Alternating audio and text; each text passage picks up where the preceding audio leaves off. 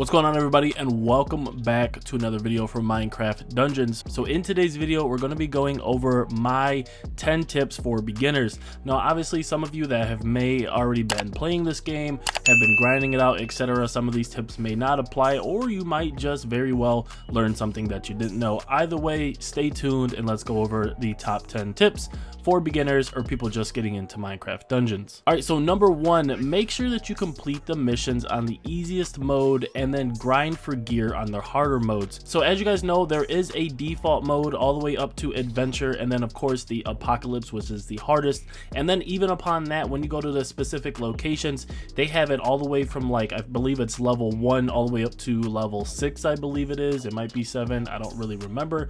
Either way, what I would recommend is if you're just getting into the game and you're playing, try to play on the easiest level that you can. So when you go to a location, let's say we go to Redstone Mines right here, you see that by default it will select what level I should be on just based on what my power level is or my level is.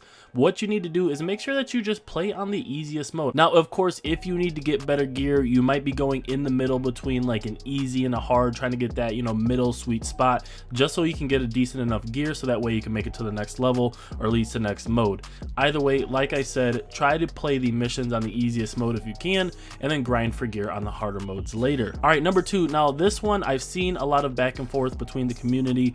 What I would personally recommend is saving your emeralds for the end game farming and grinding, and then you can replay levels for better gear up until probably around power level 100. So as you go through the missions and you're going through the story, and then you go from default to adventure to apocalypse, you'll notice that as you keep playing these levels and going back and replaying them, you're going to be farming gear constantly. Now, gear is always going to drop at a higher level until you get about, like I said, power level 100. Then it's going to be really scarce, but up until that point, there's really no need to spend your emeralds at the blacksmith or the wandering trader. You really don't need to do that. Like I said, save them for the end, and then at the end, when you're around power level 100, go ahead and feel free to splurge on yourself with the blacksmith, and that will actually give you a better chance of giving some of those higher uniques and some of those items that are a better level for you. All right, number three, as you play, equip anything with a higher power level. Now, I found this very hard to do in the beginning because I would find either unique or something rare, and I really liked it, and I really liked the enchantments that came with it,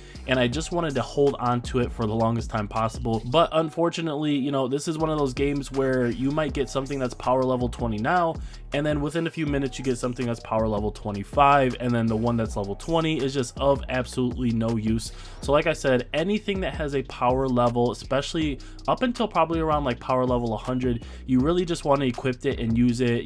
Salvage your recent equipment, get your enchantment points back, and put that on your new armor, and just keep going from there. Eventually, once you get to, like I said, around power level 100, you'll get to a point where you're going to start keeping some of this gear. You're going to start enchanting more often, and then that's where you can really just hold on to that gear. All right, number four, use your map constantly and always check how many chests and secrets are available on each level. So this is obviously a no-brainer for the most part. Just make sure you're always checking that you checked every single path. You never know when you might run into something like a secret chest or some type of secret level or location that you can unlock, etc.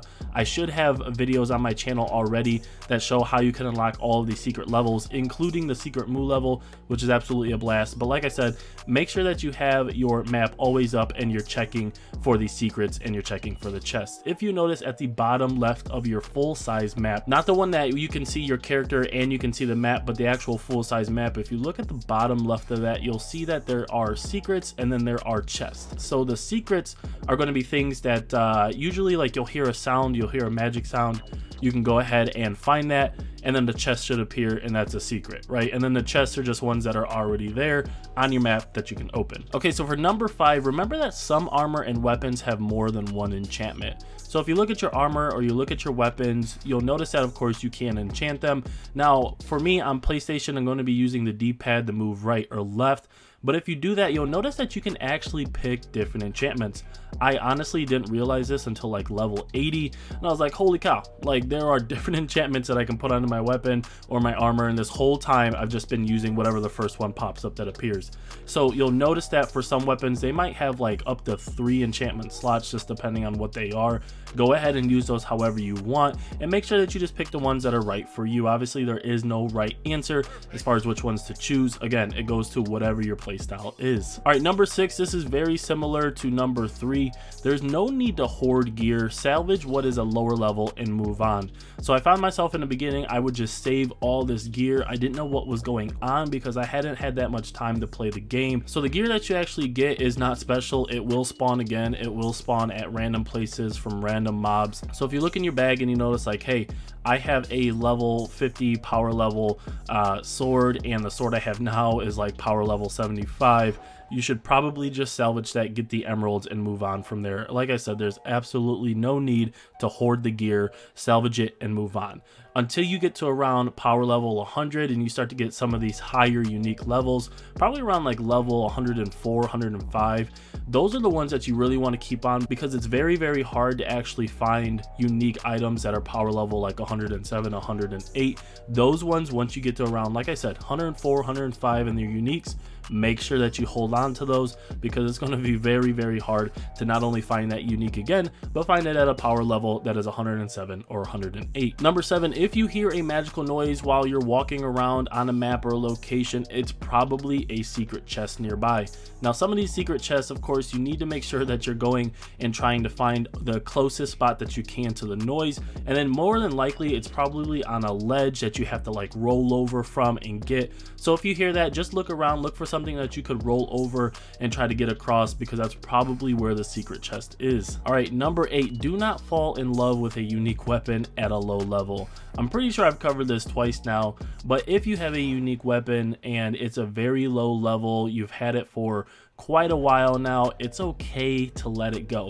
I know it's going to be hard. I know you might cry a little bit. You're like, I don't know if I'll ever get this again. Let me just put this frankly, you will have the possibility or the availability to get it again, and you can let go of that. It's okay. I'm here for you. If you want to cry, put that in the comments below and tell me how sad you were that you had to let go of this specific item. All right, number 9, maps will change their routes and spawns will also change. So every time you go to a location, it's not going to be the same. The route may change, the amount of secrets or chests will change. So every time you do that, you'll notice that like, hey, different things spawn in different places and my route is different. Now the whole point of that is that I think it falls in line with what Minecraft Dungeons is doing and how random everything is. Everything from the gear drops to the mobs to the, you know, locations and maps and routes and things like that. It's all very random. All right, number 10, the last one, is each map has separate loot that drops, so be aware of what you're grinding for. So if we look at the map here, obviously if we're looking at the redstone mines and you go up, you'll see that there are different types of gear drops that actually drop in this location that are really common. So if you're looking for things like a scatter bow, you're looking for things like a glaive, so that way you have longer reach and you can kind of hit more than one mob at one time. You need to be going to each location and looking where you can find those and you can farm those. So even though Minecraft Dungeons is very, very random, they at least give you some leeway on where you can find certain loot. All right guys, so those are my 10 tips for beginners for playing Minecraft Dungeons. If you found this video helpful, if you found any of the tips helpful, go ahead and drop a like. Let's go for at least 50 likes on the video. If you have any video suggestions or comments, just put them in the comments below. And of course, if you are new to the channel or you just haven't done it yet, hit that subscribe button and hit that notification bell for more videos on Minecraft Dungeons and games we're going to be playing in the future.